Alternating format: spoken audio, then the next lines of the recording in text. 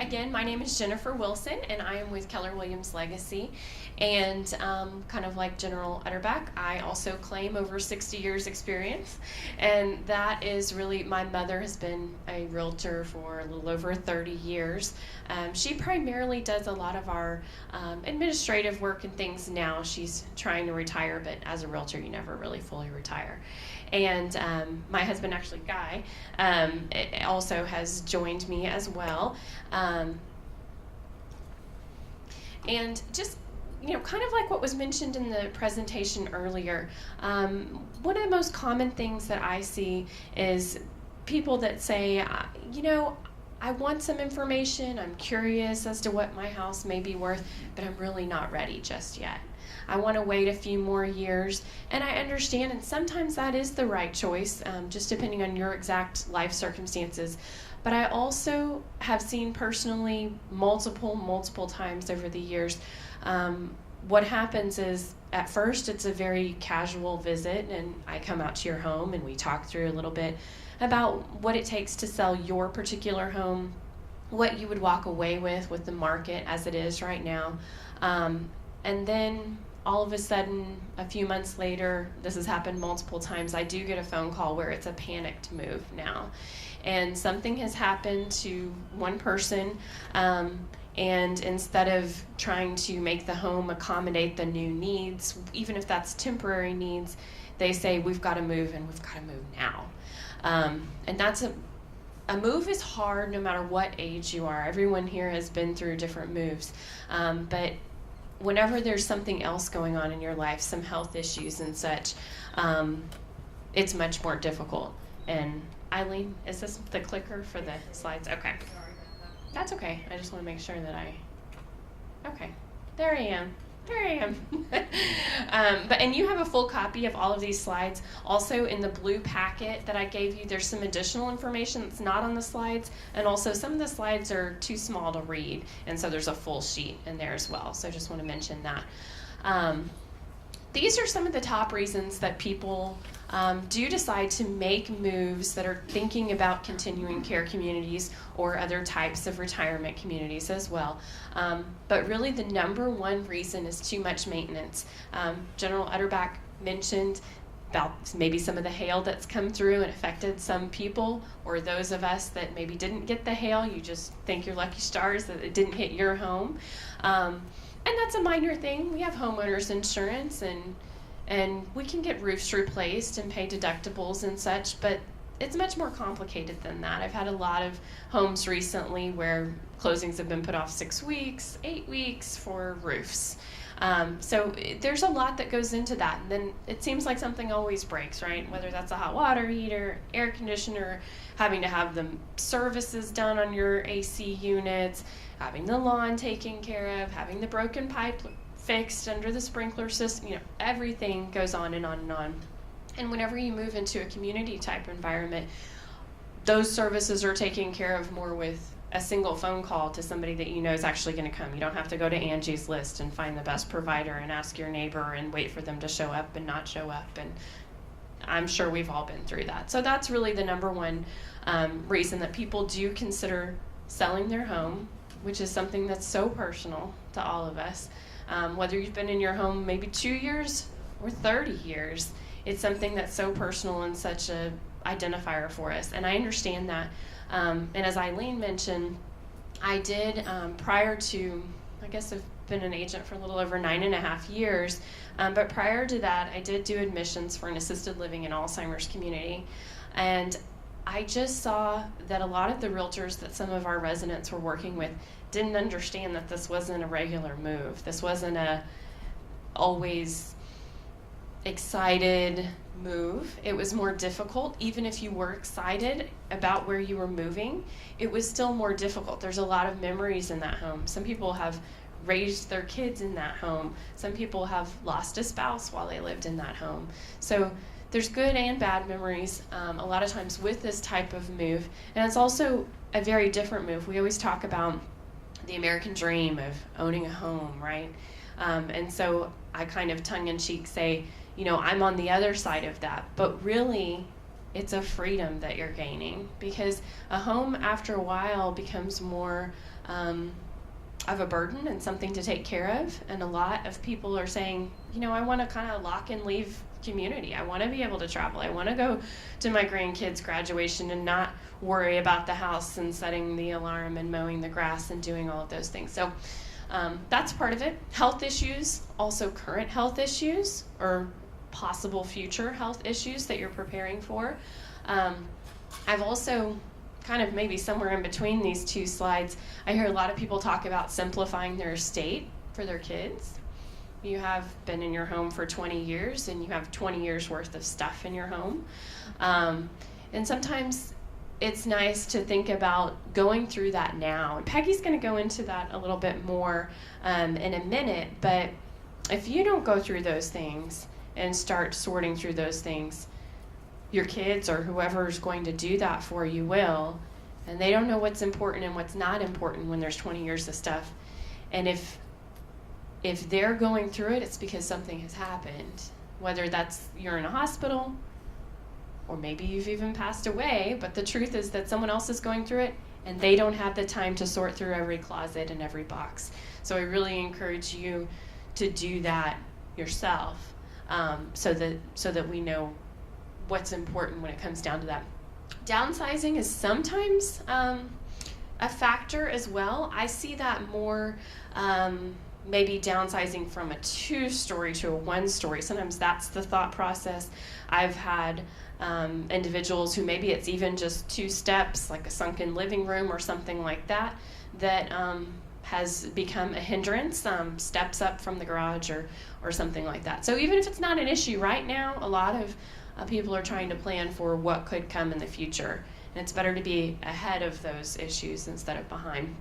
And loneliness as well. I mean, that's one thing that I see a lot is a lot of people may still may be very active and have friends and such, but then when you go home, especially if you've lost a spouse, it's just you and 4 walls. And it's so nice to be able to be in a community where you can actually go out when you want to, but also close your door when you want to as well.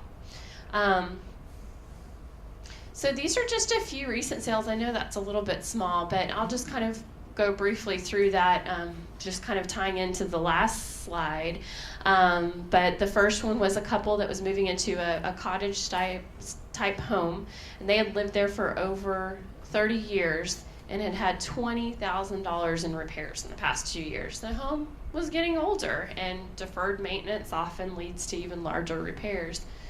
The second one was a single woman. She had been single her entire life, and she said, I've always enjoyed being on my own and doing everything on my own. Never chose to marry, but now it's hard. It's hard. I want to be around people. And she said, and also the hired help was what was hard for her, actually finding a lawn person that did show up every week. This next one was a couple, and the husband had Alzheimer's disease. He was still an actively involved associate pastor at his church, but was slipping, and his wife was desperately trying to take care of everything that her husband had taken care of all of those years. And it was wearing on her and her health, and she had been in and out of the hospital with a few minor episodes, nothing major, but then no one's there to take care of him, and hiring caregivers and kids that work full-time and a kid that lives in Houston, and it just wasn't working. And then the last one was just a relocation type move to be closer to family. So a lot of us have heard really good things in the news about selling your home. So one of the first questions I always get is all of that true? Is that true for all of San Antonio and surrounding areas? The answer at this moment is yes. It is a really great time to move. And for individuals that are thinking of selling and not actually purchasing within this market that's a strong seller's market, there's really no better place to be. It's your first-time home buyers going from renters into sellers for the first, or to buyers for the first time that are having a hard time. So there's really no better time. Unemployment rates are so low. mortgage interest rates are so low, and this helps you as a seller because buyers have high confidence and are willing to actually go out, pull the trigger, not look for homes for a year. They can't do that. They have to see the home and act on it normally the same day that they look at the home. And I'll just tell you, so this slide is actually, there's some of this information that's in your packet that's even more updated than this. We've been preparing for this presentation for a while, and as we all know, the real estate market changes daily. So some of these numbers are even a little bit better. This number here is actually closer to in the 240s right now, and then the days on market has actually dropped to 35. So we are in a fast changing market, and that has nothing to do with the summer. It's been this way since, I would say at least a year. So a lot of people say, well, you have to sell in the summer, and we've already missed the summer, and I need to wait until next. No. In San Antonio, we are such a strong military city with lots of relocation type moves that aren't always timely. And then also we have a strong medical community as well. And so there's lots of inflow and outflow as far as moves go. The only time I see a slight slowdown is really from about mid-November until the end of the year. But there's good reasons to sell then too. The buyers that are out there are not looking around. The buyers that are out there are looking because they have to.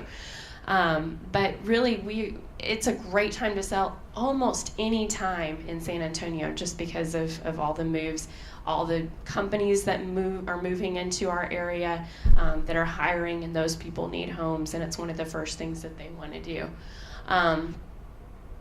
And then apartment rents are up, which is great. That forces people to want to actually purchase instead of rent. And occupancy actually has even gone up since this as well. So people are being forced out of the rental type market and forced into home ownership, which is a good thing, especially if you're looking to sell. But people with these kind of interest rates and apartment rates going up so much, it's really making more and more sense for a lot of our young homeowners, to our young, I guess, employed staff to move into homes. This slide is also updated in your packets as well. Numbers aren't too far off, so we'll just go with these numbers on here. But I just mentioned that we're in such a great market, right? But when we look at these, it's going to paint a little bit of a different picture, and I'll explain why I mentioned this. So we're going to look right here at the largest category on here, which is that 150 to 200 price range. This is where a huge chunk of homes are. So these are active listings on the market right now in San Antonio. They are not under contract. They are actively on the market looking for a buyer. There's 914 listings. And I just said, even if we go with the slide that was before with the 75, you still see all these days on market, right? So how does this all make sense, right? We're going to talk about that in a second. So looking at that same category, 914 active on the market, 285 of those, or 285 homes are under contract, so 914 not under contract, 285 under contract, and then in the past 30 days, 246 that actually sold. So even if you add those two categories together, we're not anywhere close to hitting that 914, right? So how is this such a good market? How do you move from this category, sitting here waiting for an offer, into this category where the days have gone down, and then the ones that actually sold drop down even more? So first of all, I'm not going to go too much into this, but first of all, choosing a right agent. But part of the reason for that is about pricing. So a few years ago, 4 years ago, 5 years ago, we used to say, yep, we're going to fluff the price a little bit. We're going to fluff the price of your house, maybe 3%, somewhere in there, just so that we have some negotiation room, right? That's not the kind of market we're in. What we need to do is price your home spot on where we think it's going to sell. Not a little bit above. There's a couple of exceptions to this. If your home is over about $500,000, sometimes we're doing still a little bit of fluffing in that. But if you are, I would say, especially 400 and below. If you think your home's valued at 400 and below, we need to price spot on where it's going to sell. The reason for that is that there's not enough homes on the market, and buyers are needing to look at a few homes, make a selection within 24 hours, and move on it. And if your home is priced a little bit high, they're automatically going to say, I don't know that I even want to see that home, because those people are unrealistic, and I have to have a home today because someone else is going to jump on it. So you actually end up, we'll talk about that a little bit here in a second. So market value, that's where we want to be. Percentage of buyers who will actually look at your home drops down significantly whenever you are slightly above the asking price here. And I'll tell you, in this strong market, these numbers aren't even, this is probably even if you're just 4%, 5% above asking price. So what do you want? You want the most buyers looking at your home. Multiple offers would be great.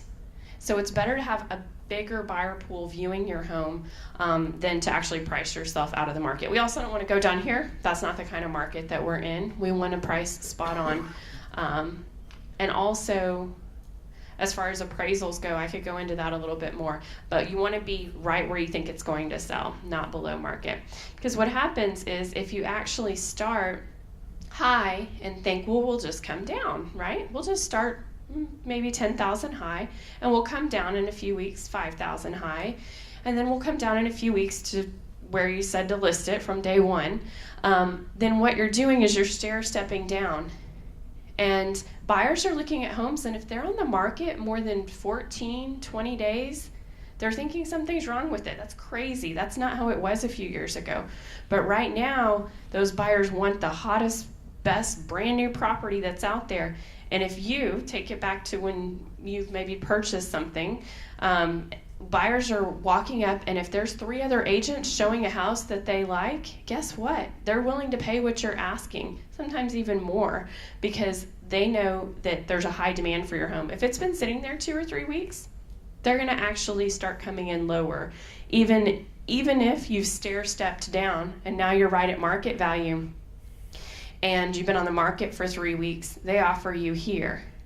When if you would have started here, and it's the second day on the market when they actually look at your home, they'll pay here or sometimes even a little bit higher.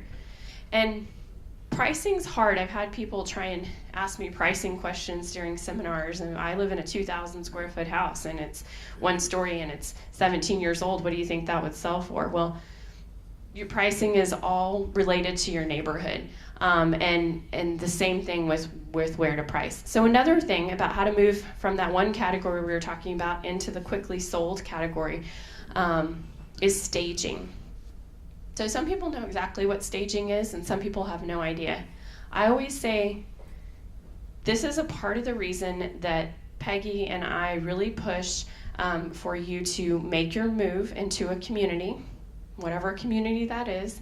Make your move before putting your home on the market. There's a lot of reasons for that. But in this fast-moving market, you don't have to worry about your home staying on the market for 3, 4, or 5 months, anything like that, as long as you're willing to price correctly and do a few other things. And one of them is staging. So on these pictures, this person was still living in their home, so that the home was staged with their furniture, meaning that we have an interior designer that actually we pay for. So make sure if you are interviewing agents, you ask about staging, and you ask who's going to pay for those services, and if the agent is paying for it, are you reimbursing the agent later? But I believe in staging so much that I never charge any of my clients for that. It's an expense that I cover. But an interior designer came in, removed personal items, but also there's a lot more. You can go home and take your personal pictures down. You know how to do that. But there's a lot more to it. It's about seeing floor space. These top 2 homes were both empty whenever the stager came in and brought furniture in. Most people don't live this way with 2 armchairs in their living room and a small 2 to 3 person couch there with, this is almost a chest that they're using as a coffee table. But guess what? It makes that room that's not very big look huge in the pictures. Now, people are going to come and look at the house and still have that same large feeling, But our job right now with this internet-based world that we're in is to drive those buyers into your house, for them to pull up, let's say there's 50 homes with their search criteria. The average buyer looks at about 8 to 10 homes before making a decision. We want them to choose one of yours and not one of the other ones. So your house has to look great in pictures. It has to look large and spacious. We normally take drapes down. She wouldn't let us take all of her drapes down. But we normally do not want drapes on the windows, except for the stager will sometimes do they're single tack hooks with side panels that are sheer. You can actually see the light through this one here, because our job is not about creating privacy in the way that you would normally live in your master bedroom and your living room. Our job is what anyone that does retail homes the best, which if you've ever been to new construction, they're the kings and queens of it. You walk into their model and you want to buy it today, and then you go see one that's empty and you think, well, this isn't even the same home. So our job is to take some of the tricks of the trade, which is spaciousness and light. Those are the keys: spaciousness and light and neutral, so that any buyer that walks in would have no idea who's ever lived there, nothing to do with anything about your personal interests. So yes, you have to take your football trophies down. Yes, you have to take your alma mater things down. But also a lot of times religious things, just different things, anything that's very personal, we typically do want to remove. And staging is very hard if you're still living in the home, because if you have to envision someone coming in while you're there, you're actively participating if you want, and removing things from your curio cabinets and removing things off your kitchen counters and hiding your coffee pot under your kitchen sink and things like that. It's very disruptive, which is a big part of the reason that we do encourage people to move first, so it's not quite so painful. Plus, when you get a buyer and they want to move in 30 days, you aren't panicking to move. It's the stager's job to come and remove all their stuff, so you're already done. These are just some before and afters. So on a vacant home, I know it's a different angle. This picture's actually taken from here, but you can see this is the formal dining room, which looks like nothing in that picture. I mean, I would skip right past that picture if I was looking at it. But this gives a little, professional photography too. But you can see the light fixture there. It looks so much more spacious. This is another one. This is where she was actually living in this home still when we put it on the market. It was a great home, but you can just see having this extra piece here, removing that picture, bringing some of the eye down this way, because these are plantation shutters, which are very costly and very desirable as well. Let's see, kitchen. We normally want pretty much everything off your kitchen counters as well as bathrooms. These are those hooks that I was talking about that just let a little bit of light in. But it's hard to live this way, right? It's really hard to live this way. And so, again, another reason. If you absolutely cannot move first financially before you put your house on the market, it may sound a little strange, but I would really encourage you to possibly go out of town for a week or two while your home is on the market, so that it remains just immaculate and you're not having to jump up and run out for an 8 a.m. showing and an 8 p.m. showing and 4 in between, because that's a hard way to live. Another one, living room. And man, that stager works hard moving all this big furniture around. But it really does make a difference. And then this one as well. There wasn't anything wrong with this house, right? There really wasn't anything wrong. But it's just what a difference seeing all that floor space makes. This, I know you can't read. It's in your packet.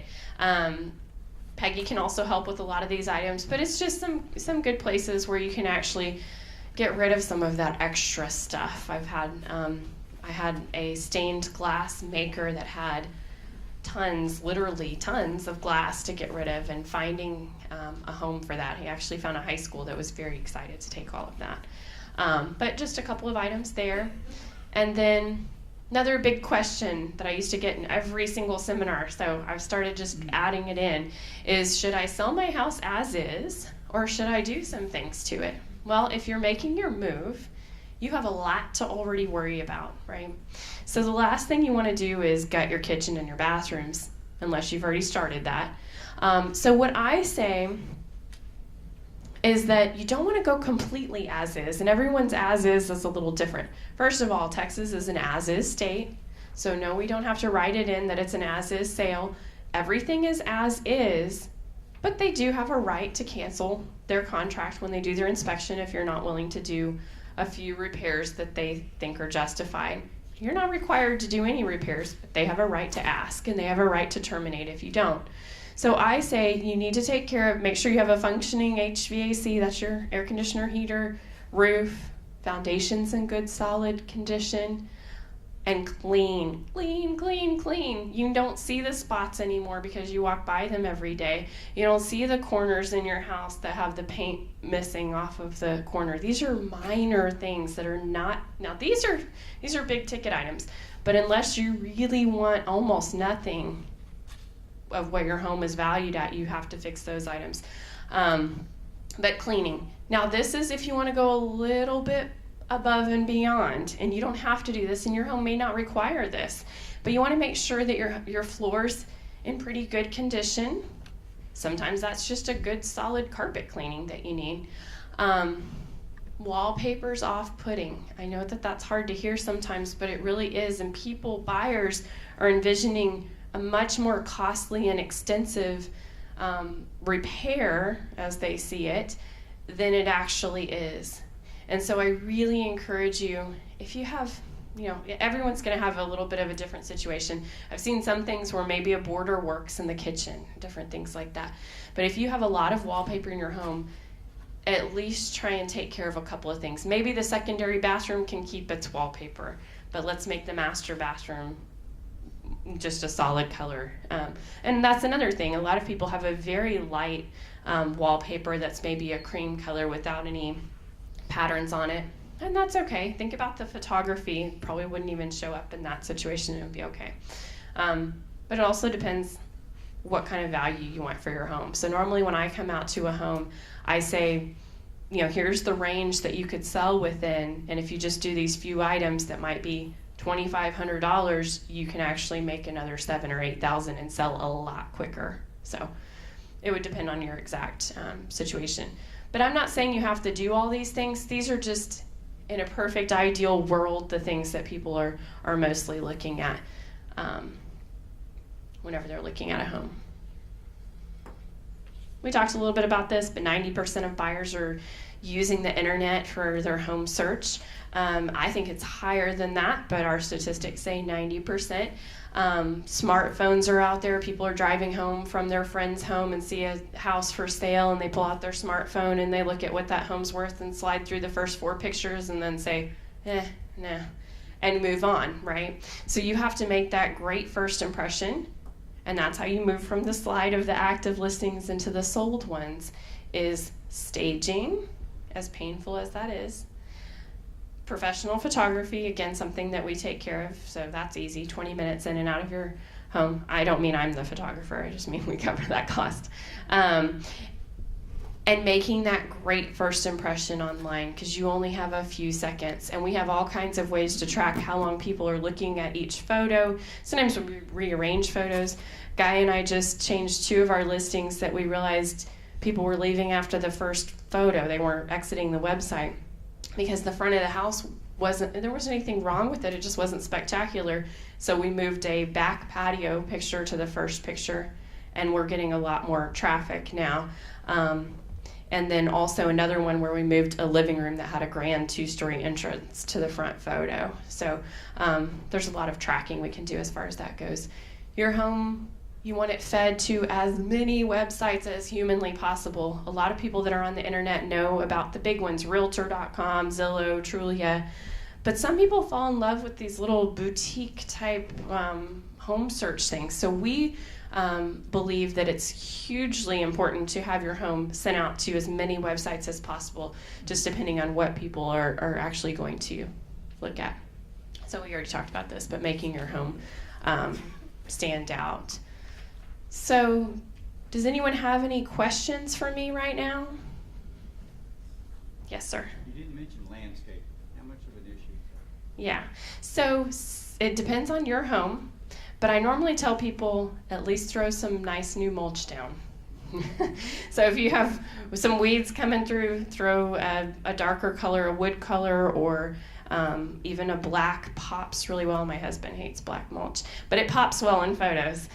So I say at least that. If you have fabulous landscaping, it can make your home sell a lot quicker because people fall in love with that, especially here in South Texas where we spend a lot of time outside. So a pretty covered patio, some nice landscaping, it really can go a long way. When I come out to a home, I'm taking notes as I walk up to your sidewalk. So I know a lot of people are looking out their blinds and wondering what I'm doing as I'm walking up. But I'm taking some notes. And when I come out, I can assure you I know because of these specific moves, there's so much going on that I don't come out with a list of 30 items unless you say, how can I get way above market value? I'm just a couple of little things. But yes, landscaping is important because first impressions are so important. Mm-hmm. Anyone else? And I will be here, of course, after if anyone has any questions. In your blue packet, there is a registration card, completely voluntary if you want to fill that out, but I do have a door prize that I'm going to give away to you at the end if you fill that out. And I promise if you fill it out and you say, don't contact me, I'm not.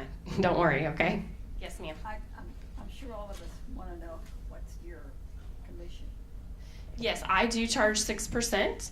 So 3% goes to me, the listing agent, and 3% goes to the buyer's agent. Yes. Mm-hmm. Anyone else? Okay.